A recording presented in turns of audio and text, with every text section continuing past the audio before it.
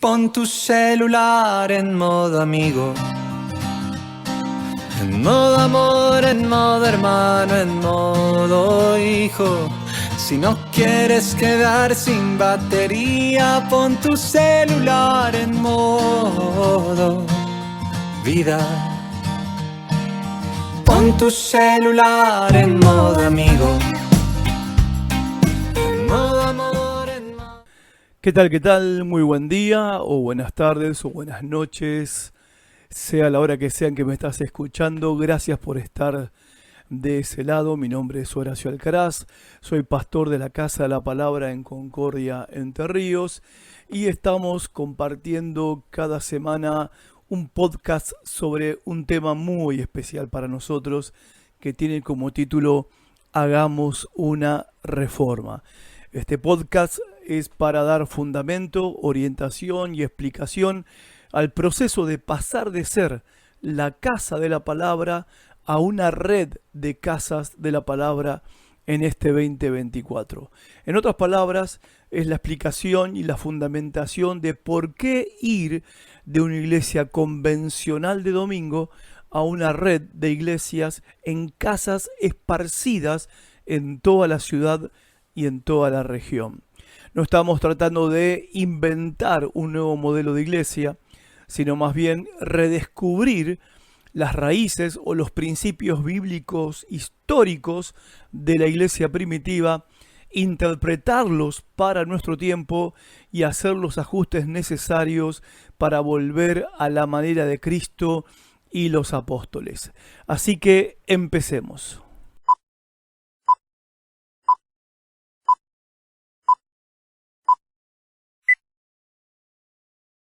Hoy estamos terminando con las 15 tesis para una reforma de la estructura de la iglesia, de la forma de la iglesia. Reforma de la forma. ¿Qué significa la palabra tesis? Significa conclusiones. Entonces podríamos decir, estas son las 15 conclusiones para una reforma de la manera de hacer iglesia en este tiempo. Estas conclusiones o tesis son tomadas del libro Casas que transformarán el mundo, el retorno de las iglesias a los hogares, de Wolfgang Simpson, y algunos comentarios personales que voy agregando. La declaración principal de estas 15 tesis, que hoy son las 5 últimas, es la siguiente. La iglesia, tal y como la conocemos, está estorbando para que surja la iglesia tal y como Dios la quiere.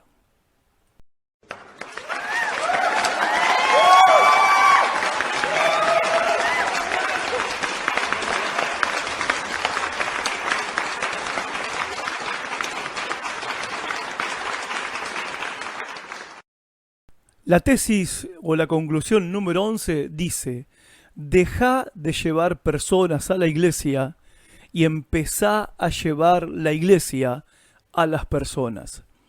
La iglesia está dejando de ser, ya en algunos lugares del mundo, una estructura del tipo vengan para volverse a una estructura del tipo vamos, que coincide más fielmente con el mandato de Jesús en la Gran Comisión, tanto en Mateo cuando dijo vayan y hagan discípulos, como en Marcos cuando dijo vayan o id y predicad el Evangelio, o cuando dijo en Lucas que en todas las naciones vayan y prediquen el arrepentimiento en mi nombre, o como dijo en Juan también, la misión que el Señor, el Padre me ha dado, así como el Padre me ha enviado, mejor dicho, así yo los envío a ustedes. Y bueno, en Hechos, podemos agregar Hechos 1:8, cuando la comisión ahí Jesús la describe de esta manera: van a recibir poder cuando venga sobre ustedes el Espíritu Santo y serán testigos míos en Judea, en Jerusalén, en toda Judea, Samaria y hasta lo último de la tierra. Entonces, la mentalidad, ¿cuál es de este cambio de estructura de la iglesia? Dejar de ser una iglesia que dice vengan a ser una iglesia que dice vamos. Como resultado, la iglesia tiene que dejar de llevar o andar arriando, arrastrando o empujando a las personas para que vayan al templo, y no digo a la iglesia, porque el templo, el salón o el auditorio no es una iglesia, la iglesia somos nosotros, es la familia de la fe y no los ladrillos. Tenemos que dejar de hacer esto para comenzar a llevar la iglesia a donde está la gente, en los barrios, en las villas, en los asentamientos, en el centro, en el complejo habitacional, en los edificios de las casas más lujosas de cada ciudad. La misión de la iglesia nunca se va a cumplir por añadir personas a la estructura existente. Nunca vamos a cumplir con la misión del Señor Jesucristo tratando de meter a toda la ciudad dentro de nuestro salón. Lo que hace falta es que la iglesia se multiplique espontáneamente en la ciudad, en la región y en diferentes áreas del mundo donde todavía no conocen a Cristo.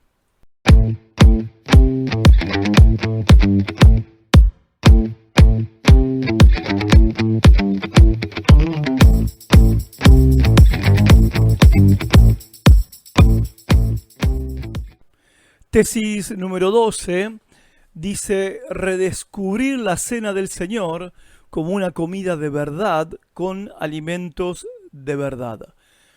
Las tradiciones de la Iglesia a lo largo de estos 2000 años han conseguido transformar la cena del Señor en un ritual homeopático, cargado de un profundo simbolismo espiritual o religioso, por regla general con unas poquitas gotas de vino, un trocito de pan y con cara triste.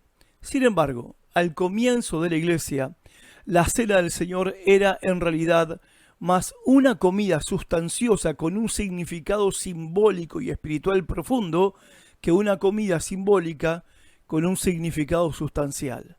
Dios está restaurando la comida real en nuestras reuniones a través de lo que nosotros practicamos y le llamamos ágape, donde una vez por mes, lo estamos haciendo ahora, nos reunimos en un lugar fuera del templo.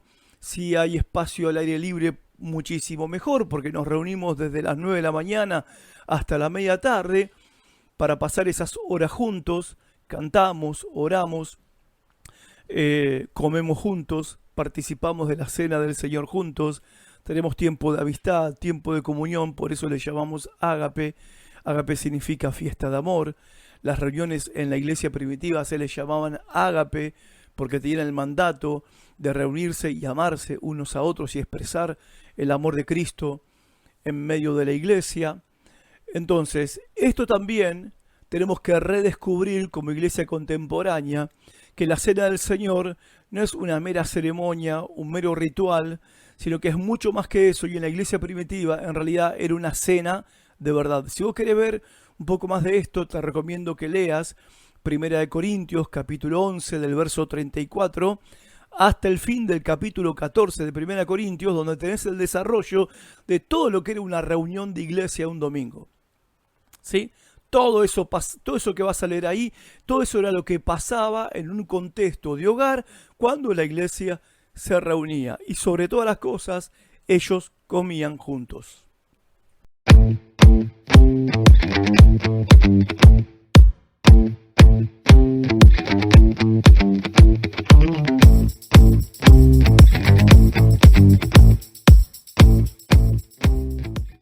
Tesis o conclusión número 13 dice de denominaciones a celebraciones de toda la ciudad.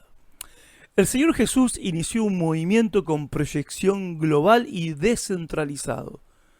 Jerusalén no era la central de todas las iglesias que después se fundaron.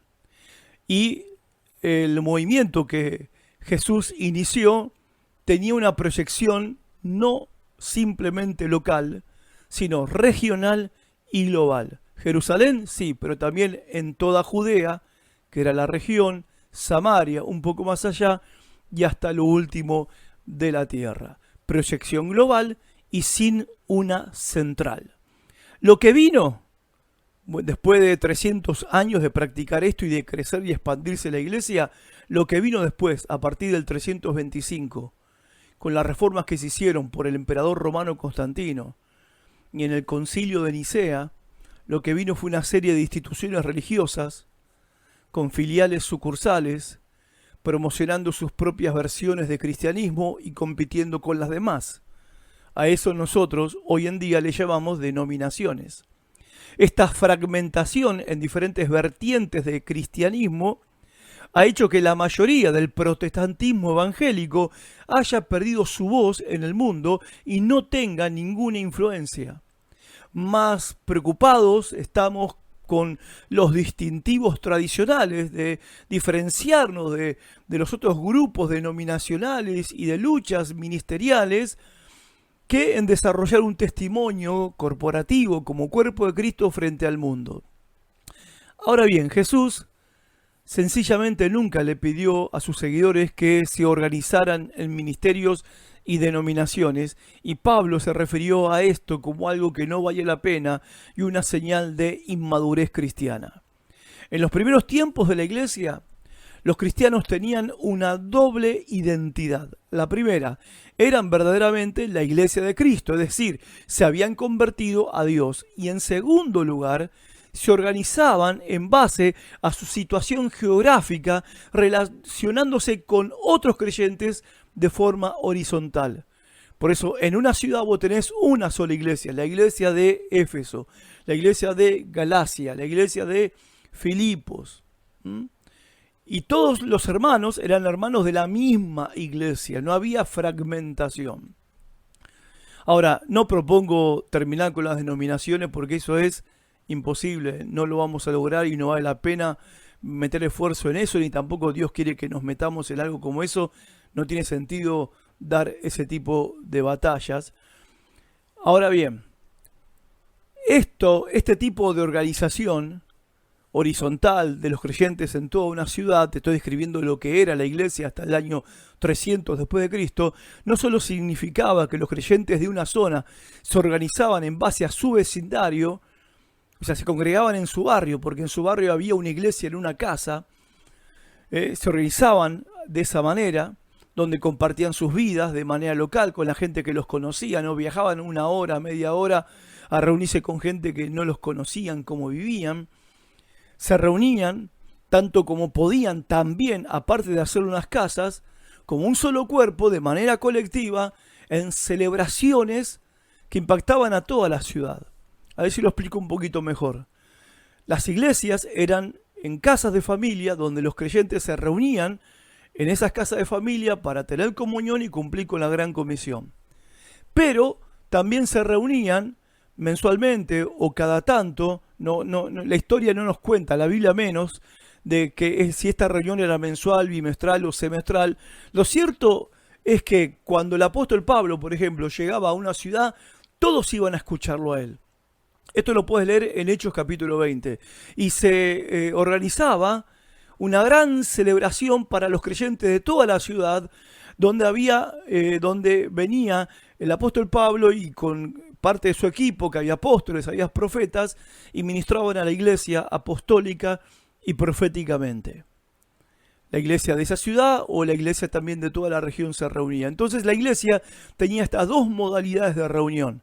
La reunión semanal en la iglesia en casa y la reunión esporádica de toda la creyentada de la ciudad y la región para recibir ministerio de tipo apostólico y profético. Lo que nosotros, en nuestro contexto, en la Casa de la Palabra, le llamamos la reunión de la gran familia.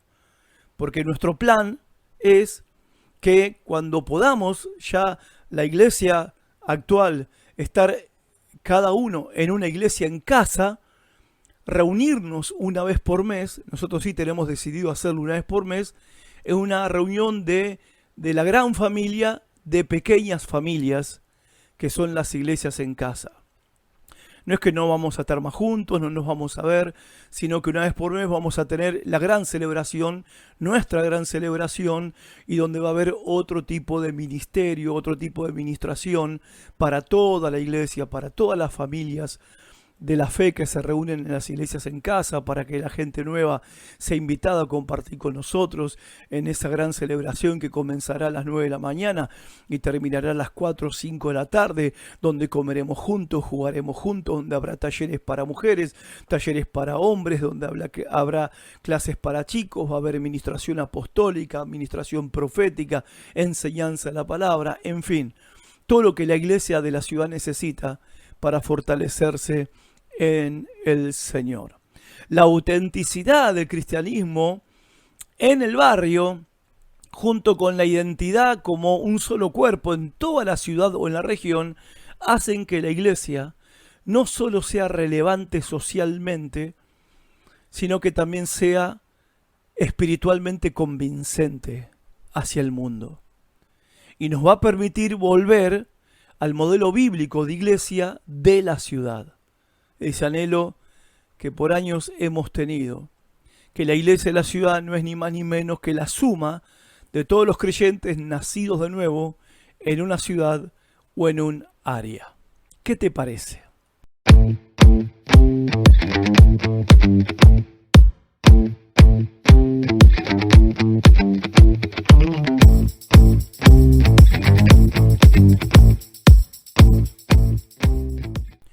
Conclusión o tesis número 14 dice desarrollar un espíritu a prueba de persecución.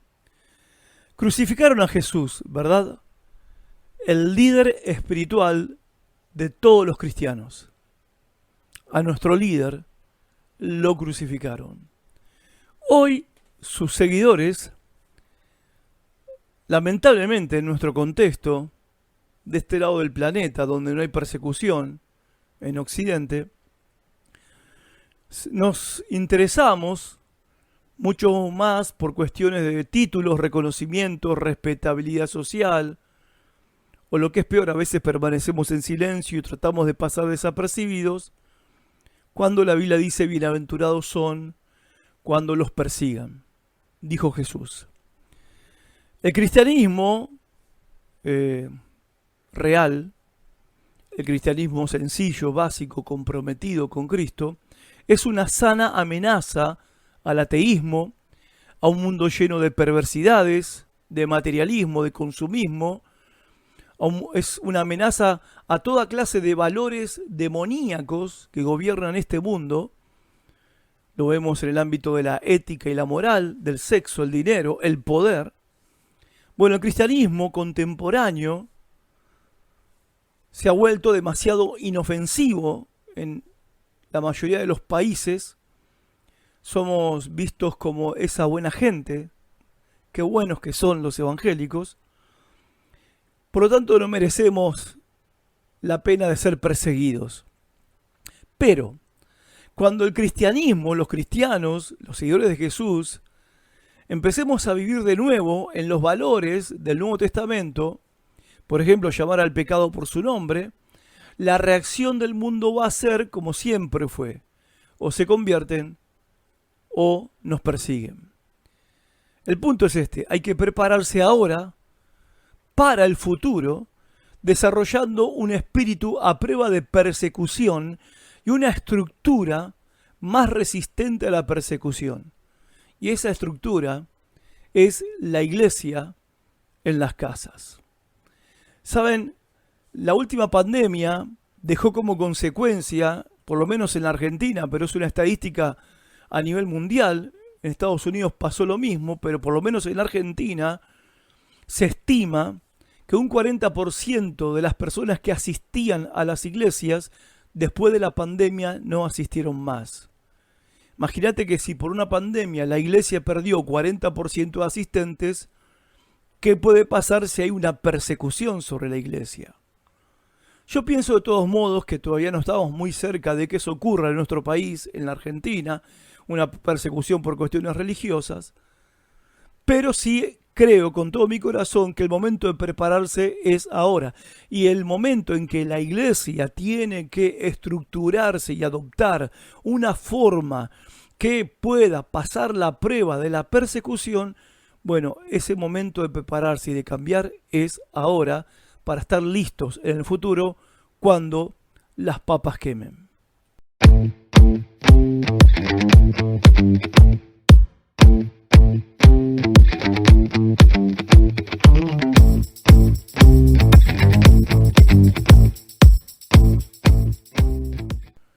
Bien, la última, número 15, de las tesis o conclusiones de este podcast que estoy compartiendo con ustedes en el día de hoy es la siguiente. La iglesia vuelve al hogar. ¿Cuál es el lugar en el que es más difícil a una persona ser espiritual? ¿En un templo es difícil ser espiritual? ¿Detrás de un púlpito es difícil ser espiritual?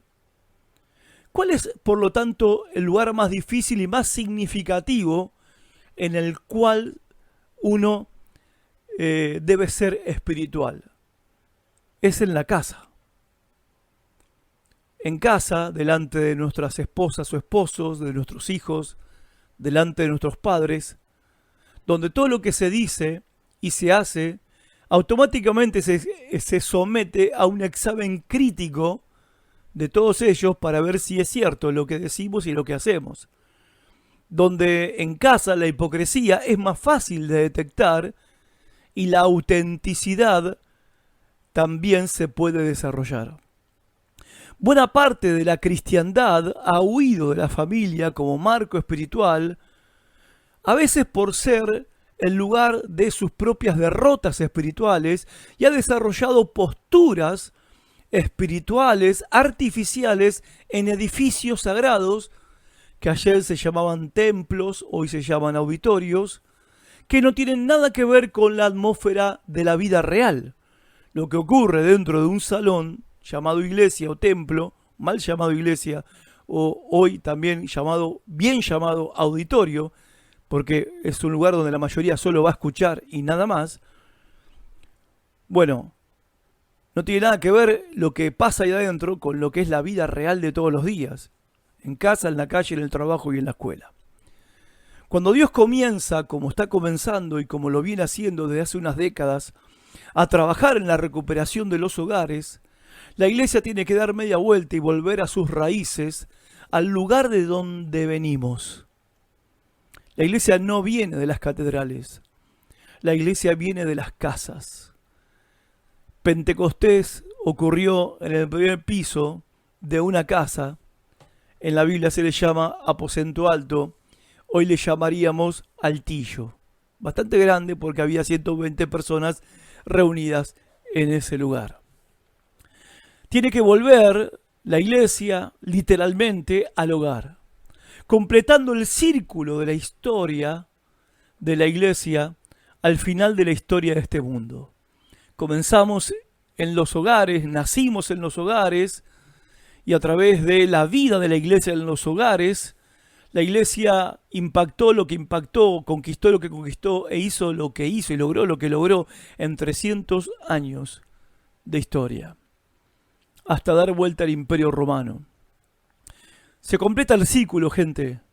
Al final de la historia de este mundo, al final de los tiempos, la iglesia está volviendo a las casas para que hagamos lo que ellos hicieron, para tener los resultados también que ellos tuvieron en términos de la Gran Comisión.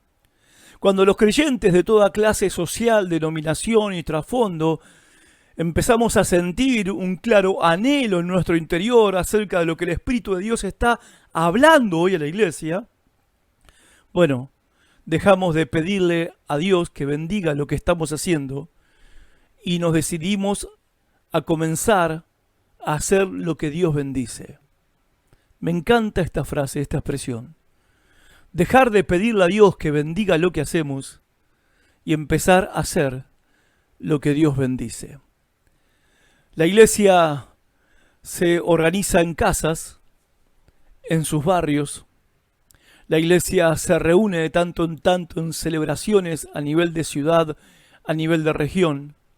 Y así la iglesia va creciendo y multiplicándose, comenzando nuevas iglesias en casa, hasta llegar a lo último de la tierra, que es justamente allí donde también, cuando el Señor nos conceda en su gracia llegar a esos pueblos y naciones, sabremos lo que tenemos que hacer. Abrir nuestra propia casa, ya sea en cualquier país de África, de Asia o de las Amazonas, la selva amazónica en nuestro continente americano, y abrir la casa para comenzar una iglesia. Y eso cualquiera lo puede hacer en cualquier lugar del mundo. Así lo hicieron ellos, así queremos hacerlo nosotros.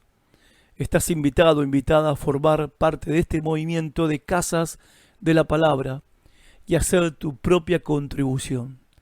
Quizá tu casa también llegará a ser una casa que cambiará el mundo.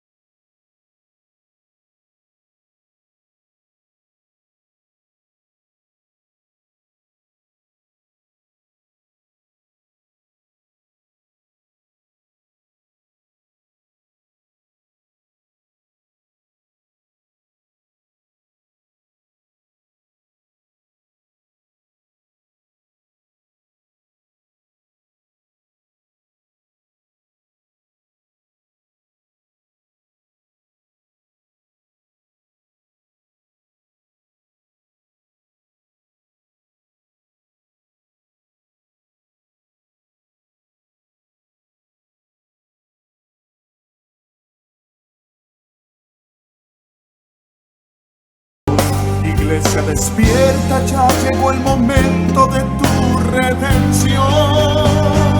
Yo quiero una iglesia que sane al herido, que rompa cadenas, liberte al cautivo, que aclare la mente al que está confundido y que hable verdad. Yo quiero una iglesia que con su mirada le brinde esperanza al alma angustiada. Yo quiero una iglesia que sane la herida de la humanidad. Yo quiero un rebaño donde mis ovejas se sientan seguras y llenas de paz, donde mi palabra sea su alimento, allí quiero morar.